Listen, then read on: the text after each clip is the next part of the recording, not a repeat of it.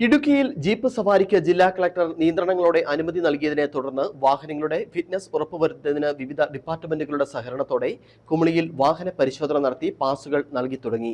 350ഓളം ജീപ്പുകൾക്കാണ് pass ലഭിക്കേണ്ടത്. കുമളി പഞ്ചായത്ത് പൊതുവേദിയിലാണ് പരിശോധന നടക്കുന്നത്.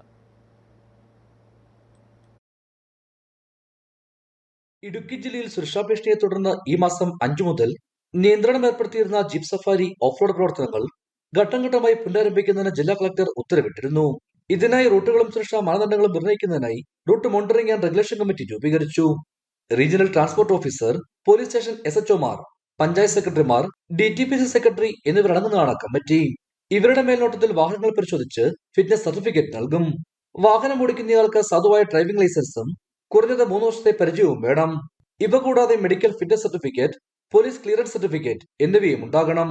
ഇതിനു പുറമെ വാഹന fitness certificate, insurance, DTPC registration, fire extinguisher, first aid kit, GPS, speed governor, യാത്രക്കാർക്ക് സീറ്റ് ബെൽറ്റുകൾ എന്നിവയും നിർബന്ധമാണ്.